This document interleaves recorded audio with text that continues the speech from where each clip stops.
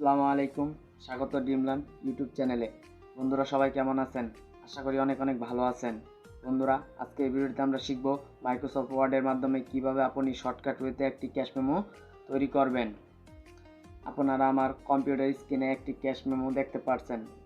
এরকমই একটি cash memo তৈরি করে শিখব আজকের ভিডিওতে। ভিডিওটি শুরু করার আগে আপনি যদি আমার চ্যানেলে নতুন হয়ে থাকেন, please hit the subscribe button. এবং আজকের ভিডিও যদি একটু ভালো লেগে থাকে তাহলে লাইক এবং কমেন্ট করে জানাতে ভুলবেন না।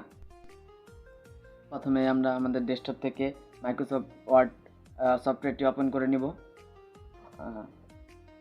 ওপেন করা এই অপশনটা আসলে আমরা ক্লোজ দিয়ে কেটে দেবো। কেটে যাওয়ার পর আমাদের প্রথম কাজটি হচ্ছে পেজটি আমরা সিলেকশন করে নেব। পেজের একটা সাইজ দিয়ে দিব, যেই সাইজে আমাদের পেজটি সাইজ দেওয়ার জন্য আমরা যাব পেজ লেআউট। পেজ লেআউট থেকে যাব সাইজ থেকে মোর পেপার সাইজ থেকে আমরা উইথ দিব 5.6 এবং হাইট দিব 8। 5.6 এবং 8 হচ্ছে মেমোর মাপ। এবং আমরা মার্জিন চলে যাব। মার্জিন থেকে আমরা এখানে 1 মুছে দিয়ে দিব 0.2 দেওয়াতে মার্জিনটা আমার ছোটো হয়ে আসবে, যাতে মেমোর জন্য সুন্দর একটা মার্জিন হচ্ছে 0.2। আমরা টপ লেফট এবং বটম রাইট এই চারটা আমরা 0.2 করে দিব। 0.2 করে দিয়ে আমরা এইখান থেকে ওকে বাটনে ক্লিক দেব। এখন আমাদের পেজটা একটা মেমোর মাপে হয়ে গেছে। এখন আমরা লেখা শুরু করব। আমাদের সব লেখা এখানে দেখে দেখানো সম্ভব না, লেখে দেখানো সম্ভব না। তার জন্য আমরা আগে কিছু লেখা লিখে রেখেছিলাম, সেগুলো শুধু আমরা কপি পেস্ট করে এখানে বসিয়ে দিব। তো আপনাদের সহজ এবং দ্রুত বোঝানোর জন্য এবং ভিডিওটা ছোটো করার জন্য আমরা লেখাগুলো আগে লিখে রাখছিলাম। এখানে শুধু আমরা কপি করে সেইগুলো এখানে পেস্ট করে দিচ্ছি। এখন আমরা ডিজাইনের জন্য যাব ইনসার্টে ক্লিক দিব। ইনসার্টে ক্লিক দেওয়ার পর আমরা শেপ থেকে আমরা টেক্সট বক্স নেব। টেক্সট বক্স নিয়ে মাউস ড্র্যাগ করব। টেক্সট বক্স নিয়ে একটি টেক্সট বক্স আঁকবো। মাউস ড্র্যাগ করে একটি টেক্সট বক্স এঁকে নিব। আর এই টেক্সট বক্সটা আমাদের মন মতন কাস্টমাইজ করে নেব। তারপর এখানে ক্লিক দিয়ে আমরা আমাদের লেখাগুলো লিখে নিব। যেমন এখানে আমি আগে লেখা ছিল, আমি কপি করে নিয়ে আসলাম। লেখাটা যেহেতু সাদা ছিল তার জন্য আমি লেখার কালারটা চেঞ্জ করে নিচ্ছি। এখান থেকে হোমে আইসা লেখার কালারটা চেঞ্জ করে কালো করে নিচ্ছি। এখন লেখাটা অনেক নিচে চলে গেছে, তার জন্য আমরা একটু টেক্সট বক্সটাকে বড় করে দিয়ে এইদিকে ড্র্যাগ করে টেনে এখন আমাদের দেখবো নিব লেখাটা ঠিক আছে কিনা। তো তারপর আমাদের লেখাটা ডাবল ক্লিক দিয়ে আমরা মাউসটা নিচে নিয়ে আসবো। মাউসটা নিচে আসার পর আমরা আমাদের বাকি লেখাগুলো লিখে নেব। যেমন নেম লেখার পর আমরা কোলন দিয়ে ফুল স্টপ এখন চাপ দিয়ে ধরে রাখবো। ফুল স্টপ দিয়ে রাখবো যে পর্যন্ত আমাদের একটা নির্দিষ্ট দূরত্ব পর্যন্ত দিব। তারপর আমরা এখান থেকে ডেট দিয়ে দিব। আমরা ডেটটা দিয়ে দিই ডেট দেওয়ার পর আবারও আমরা কোলন দিয়ে আবার আমরা ফুল স্টপ দিব। ফুল স্টপ দিলে নিচ দিয়ে সুন্দর সুন্দর লাইনটা হয়ে যায়। আমরা যখন ফুল স্টপ দিয়ে থাকবো যেমন আমাদের লাইনটা ঠিক হবে। এখন একটা বেশি নিয়ে নিয়েছি, তারপর আমরা ব্যাক স্পেসে লাইনটা আমার উপরে উঠে গেলো। তখন আমরা ইন্টার চাপ দিয়ে আবার বাকি লেখাটা লিখে নেব। যেমন আছে অ্যাড্রেস দিয়ে আবার ওই নামের মতোই আমরা যেভাবে ক্লোন দিয়ে ফুল স্টপ দিয়েছিলাম আবার ওই ফুল স্টপে চাপ দিয়ে ধরে থাকবো। তারপর আমরা এখানে দিয়ে দিব নামের পর আমরা দিয়ে দিব মোবাইল নাম্বার। এখানে লেখা মোবাইল MOBIL মোবাইল দিয়ে আবারও দিব কোলন দিয়ে আবার ফুল স্টপ চাপ দিয়ে ধরে রাখবো, বা একটা করে আমরা ফুল স্টপ দেবো। আবার বেশি হয়ে গেলে আমরা ব্যাক স্পেস দিয়ে উপরে তুলে দেবো। বেশি হয়ে গেলে আমরা আমাদের মতন করে সাজিয়ে নেব, বা কম বেশি হলে আমরা একটু ছোট বড় করে। এখন আমাদের একটি টেবিল নিতে হবে। টেবিলের জন্য আমরা আবারও ইনসার্টে চলে যাব। ইনসার্ট থেকে টেবিল অপশনে চলে যাব। টেবিল অপশন থেকে আমরা ইনসার্ট টেবিল অপশনে ক্লিক দেব। ইনসার্ট টেবিল অপশনে ক্লিক দেওয়ার পর ইনসার্ট টেবিল থেকে এখানে আমাদের কলম এবং রো গুলো কতগুলো লাগে আমরা তা দিয়ে দেবো। কলম 5 এবং রো 6টা দিয়ে দেওয়ার পর আমাদের যেই চিহ্নটা আসলে আমরা এখানে একটা তীর চিহ্ন আছে, এইটা চেপে বড় ছোট আমরা করব না। এইখানে ধরে মাউস ড্র্যাগ করে বড় ছোট করবো। আমরা তখন চলে যাব উপরে যে এই চিহ্নটা আসে, এই যে চিহ্নটা আসার পর আমরা মাউসটা ড্র্যাগ করবো, অর্থাৎ চাপ দিয়ে ধরে নিচে নিয়ে আসবো। এই যে এখন আমাদের একটা উপরে ফাঁকা ঘর তৈরি হয়েছে। এখন আমরা নিচে আসবো মাউসটা ঘুরিয়ে। এখন নিচে আসার পর আমরা আরও আমাদের যে জায়গাটা আছে সেটা গিফটটা আমরা পূরণ করে দিব।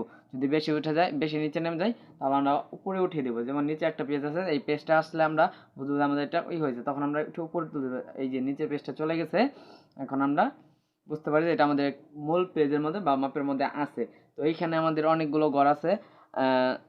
আমরা এই যে নিচের ঘরটা একটু বড় করে নেবো। এখানে আমরা সবার নিচে যেহেতু নাম লিখবো বা করবো, আমাদের আর কি মন মতন কাস্টমাইজ করে নেবো এটা। এখন আমরা যে এই ঘরগুলো দেখতেছেন বা এই যে এইগুলো, এখানে ক্লিক দেওয়ার পর লেআউট নামে একটি অপশন আছে, সেখানে ক্লিক দেব। লেআউটে ক্লিক দেওয়ার পর আমরা এখানে এদিকে দেখতে পাবো একটা ইজার থেকে আমরা ইজার টুলটি সিলেকশন করে নিব। ক্লিক দেবো এজার থেকে আমরা এই যে এইগুলোতে ক্লিক দিয়ে মুছে দেবো। আমরা যেটা দিয়ে ক্লিক দিব সেটাই এখান থেকে মুছে যাবে একটা একটা করে। আমরা এইভাবে আমরা একটা একটা করে বা আমাদের যেইগুলো প্রয়োজন নাই সেইগুলো আমরা মুছে দিতে পারি। আমরা মুছতেছি প্রথম থেকে দ্বিতীয় এবং তৃতীয় চতুর্থ মুছে দিলাম, যেহেতু এইগুলো আমাদের প্রয়োজন নাই, কিন্তু আমাদের দ্বিতীয় দুটো প্রয়োজন আছে, তাই আমরা ওইগুলো রেখে দিলাম। এখন আবার ইজার চাপ দিলে আমাদের সেই সিলেকশনটা চলে যাবে।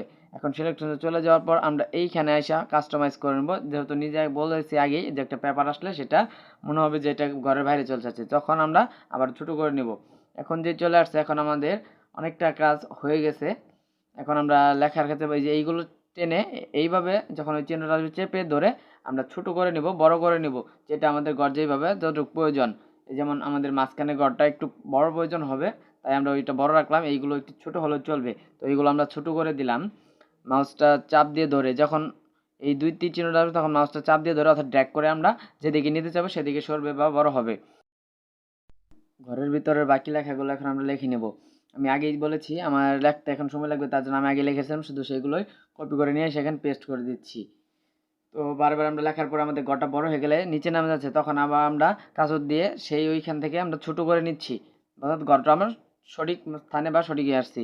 এখন নিচে যে দাগগুলো আছে এগুলো আমাদের মোছা তখন মন ছিল না, আমরা এগুলো মোছানোর জন্য আবার চলে যাব লেআউটে।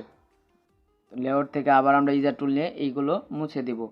এগুলো আমাদের আগে মুছে উচিত ছিল কিন্তু মনে ছিল না, তার জন্য আমরা এখন মুছে নিচ্ছি। আবার আমরা ইজারে ক্লিক দিলে চলে যাবে আমাদের সিলেকশন। এখন আমাদের ঘরটা আসলো, যেহেতু নিচে আর একটু বড় করতে তার জন্য আমরা একটু বড় করে নিলাম। আবার এখন নিচ দিয়ে জায়গা আছে, আমরা নিচে এটা কিছুটা টেনে ধরে বড় করে নিই, ভিতরে ক্লিক দিয়ে আমরা ভিতরে নিয়ে আসলাম। এখন আমরা আবার বাকি লেখাগুলো লিখে নিব। আমি আগে লিখে নিয়ে আসছিলাম, এখন শুধু কপি করে বসায় দিলাম। এখন আমরা উপরে এই লেখার উপর সিগনেচার উপর যে দাগটা থাকে সেটার জন্য আমরা শিপ ধরে মাইনাস চাপবো, বা আপনি ফুল স্টপও দিতে পারেন।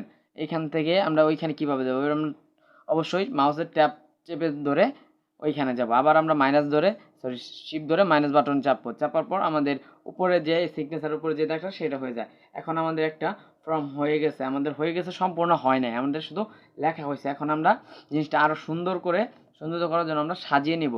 তো আমরা সাজিয়ে নেওয়ার জন্য প্রথমে আমাদের ক্যাশ মেমোটা সিলেক্ট করে হোম থেকে এইখান থেকে আমরা ফন্ট সাইজটা কমিয়ে নিব। তারপর হোম থেকে আমরা সেন্টার করে নিব। আমাদের এই মাহবুব কম্পিউটার সিস্টেমটা অনেক বড় আছে, আমরা এইখান থেকে দেখেন আপনারা আমাদের যেই স্টাইলটা দিছি লেখার, এইখান থেকে আপনারা লেখার স্টাইল চেঞ্জ করতে পারবেন। এটা হচ্ছে ফন্টের ঘর এখানে গেলে অনেক ধরনের ফন্ট পাবেন। যখন আমরা এই যে এই ফন্টটা দিলাম তখন লেখাটা এই ধরনের হয়ে গেল। আমরা চেঞ্জ করে দিয়ে দেখি অন্যরকম কেমন হয়। এই দেখছেন এখন আমরা দিতে একটা চিকন সাইজের হয়ে গেল। আমরা যেটা দিতে চাই সেটা দিই। যেহেতু আমরা অনেক সিস্টেমের জন্য আমরা যেই ফন্টটা দিতেছি, আমরা এখন ওই ফন্টটা আগের ফন্টটা দিয়ে দিব।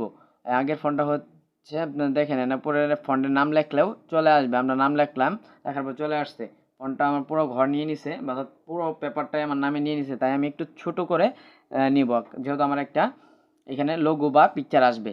তো আমি আমার মন মতন করে আমি ফন্ট সাইজ থেকে ছোট বড় করে দেখে নিচ্ছি যে কতটুকু হলে আমার মানে আমার ফর্মটা সুন্দর লাগবে বা আমার মেমোটাকে সুন্দর দেখে, এভাবে করে নিলাম।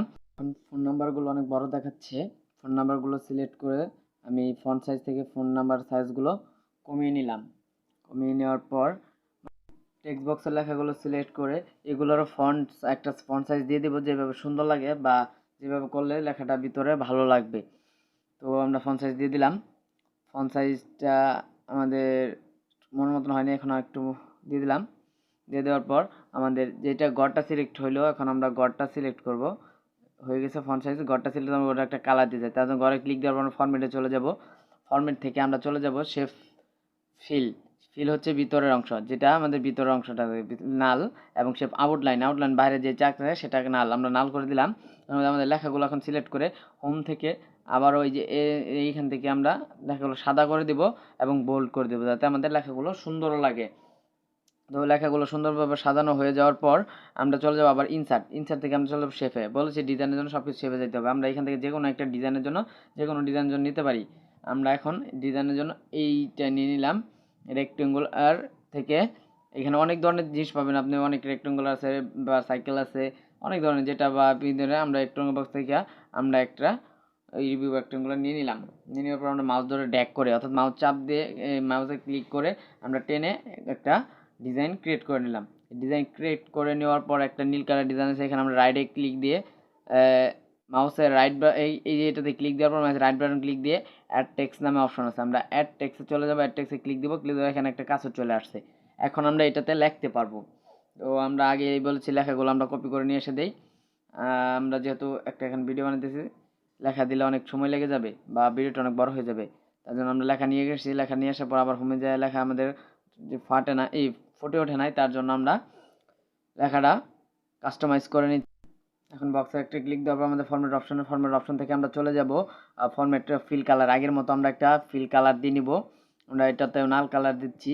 সেম ওই যে আমরা টেক্সট বক্সে যেভাবে করছিলাম এভাবে আমরা ফিল এবং আউটলাইন দুটোই কালার করে নিচ্ছি। কালার করে নেওয়ার পর আমরা লেখাটা সিলেক্ট করে আবার হোম থেকে ওই আগের মতোই আমরা এই লেখাটা হোমের ভিতরে লেখাটাও সাদা করে দিচ্ছি বা অন্য একটা কালার দিয়ে দিব, যেটা সুন্দর লাগে আমরা কালো করে দিলাম। দেওয়ার পর আমরা চলে যাব, এখন আমাদের একটা ডিজাইন হয়ে গেছে। এদিকে আপনার যদি খেয়াল করেন আমাদের নেম এবং অ্যাড্রেসগুলো খুবই কাছাকাছি। এইগুলো আমরা সিলেক্ট করে এইখান থেকে লাইন স্পেসিং, এখানে আমরা মাউস আসলে হোম লাইন স্পেসিং থেকে একটা দূরত্ব দিয়ে দিব, যাতে এগুলো খুব কাছে ছিল এখন একটু দূরে চলে যাচ্ছে, ভিতরে আমরা নাম ঠিকানা লিখতে পারবো। এই দেখছেন এখন আমাদের লেখাটা ফাঁক হয়েছে, এখন সুন্দর লাগছে, নিচ দিয়ে আমাদের জায়গাও আছে। তো এই যে আমাদের হয়ে গেছে। এখানে দেখেন, এইখানে আমরা একটা লোগো নেওয়ার জন্য আমরা আগে ইনসার্ট থেকে একটি শেপ বক্সে চলে যাবো। শেপ বক্স থেকে একটি টেক্সট বক্স এঁকে নিব।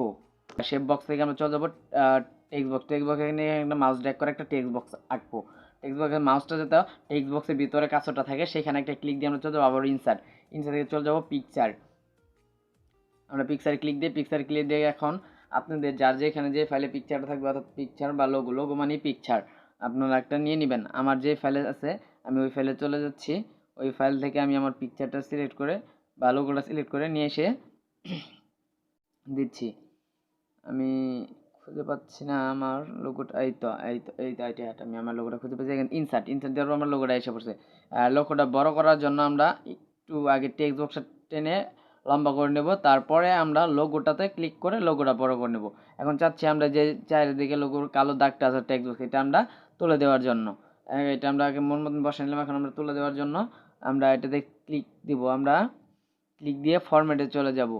এইখানে আমরা এই যে এইটাতে ক্লিক দিয়ে ফরম্যাট অপশন আসবে, ফরম্যাট অপশনে চলে যায় আমরা সে আউটলাইন তখন আমরা কালো করতে বা অন্য কালার করতে, এখন আমরা সাদা করে দেবো। সাদা করে দেওয়ার পর আমাদের এটা দাগটা চলে গেছে। এখন দেখেন আমাদের একটা কাট হয়ে গেছে। এখন আমরা এই লেখাগুলো ধরে সিলেক্ট করে সবগুলো একসাথে সেন্টার করে দেবো হোম থেকে। এগুলো বোল্ড করা আছে, সেন্টার করে দিলাম। এখন মাঝখানে হয়ে গেছে। এখন ক্লিক দিয়ে দেখেন আমার একটা ক্যাশ মেমো তৈরি হয়ে গেছে। চাইলে আপনিও এইভাবে যে কোনো ধরনের ক্যাশ আপনার দোকানের জন্য বা আপনার যে কোনো কাজের জন্য একটি ক্যাশ মেমো বা বিল তৈরি করে নিতে পারবেন। এতক্ষণ খুব ধৈর্য সহকারে আমার ভিডিওটি দেখার জন্য সবাইকে ধন্যবাদ।